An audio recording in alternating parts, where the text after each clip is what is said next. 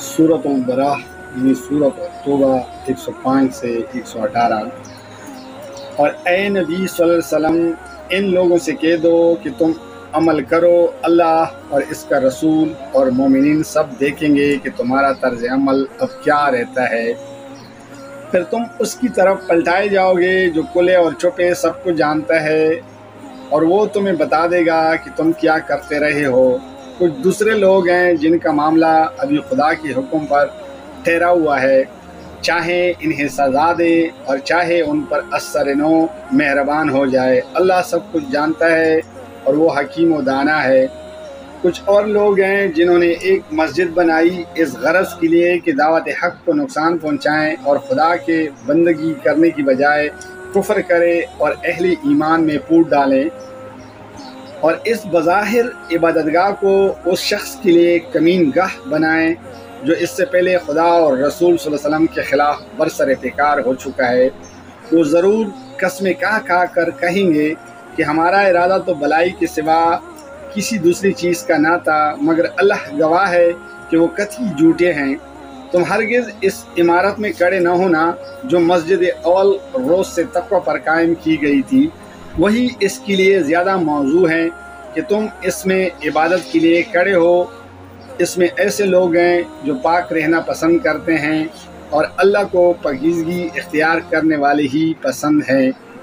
फिर तुम्हारा क्या ख़याल है कि बेहतर इंसान वो है जिसने अपनी इमारत की बुनियाद खुदा के खौफ और इसकी रज़ा की तलब पर रखी हो, या वो जिसने अपनी इमारत एक वादी की कोकली बेसबात गक्कर पर उठाई और वो इससे लेकर सीधी जहन्नम की आग में जा गिरी।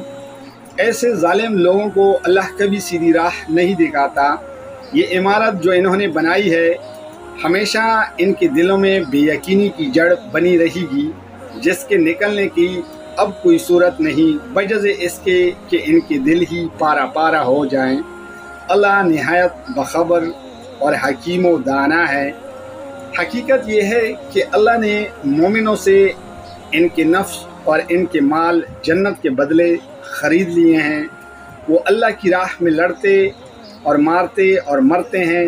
इनसे जन्नत का वादा अल्लाह के ज़िम्मे एक पुख्ता वादा है। तौरात और इंजील और कुरान में और कौन है जो अल्लाह से बढ़कर अपने अहद का पूरा करने वाला हो। बस खुशियाँ मनाओ अपने इस सौदे पर जो तुमने खुदा से चुका लिया है। यही सबसे बड़ी कामयाबी है। अल्लाह की तरफ बार बार पलटने वाले, उसकी बंदगी बजा लाने वाले, उसकी तारीफ़ के गुण गाने वाले, उसकी खातिर ज़मीन में गर्दिश करने वाले, उसके आगे रुकू और सुजदा करने वाले, नेकी का हुक्म देने वाले, बदी से रोकने वाले और अल्लाह की हुदूद की हिफाजत करने वाले इस शान के होते हैं। वो मोमिन जो अल्लाह से ख़रीदो फ़रोख्त का ये मामला तय करते हैं। और ए नबी सल्लल्लाहु अलैहि वसल्लम, इन मोमिनों को खुशखबरी दे दो, नबी सल्लल्लाहु अलैहि वसल्लम को और उन लोगों को जो ईमान लाए हैं, ज़ेबा नहीं है कि मुशरिकों के लिए मग़फ़िरत की दुआ करे, चाहे वो इनके रिश्तेदार ही क्यों ना हो, जबकि इन पर ये बात खुल चुकी है कि वो जहन्नम के मुस्तहिक हैं।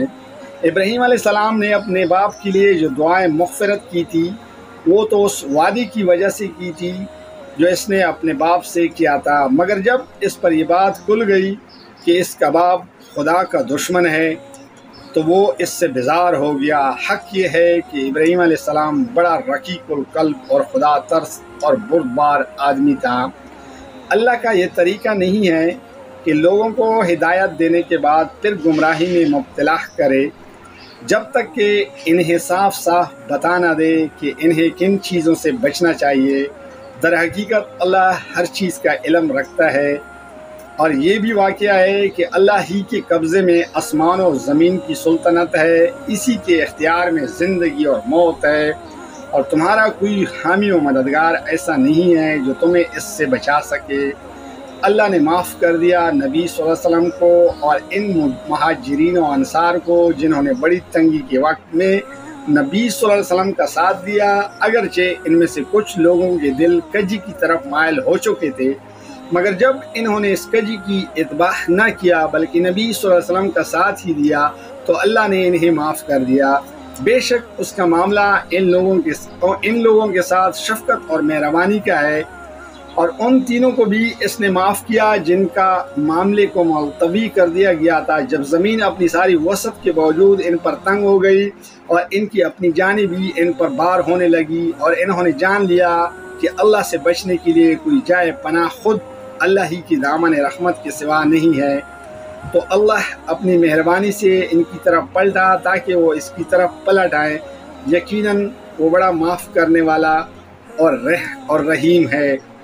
جزاک اللہ، فی امان اللہ۔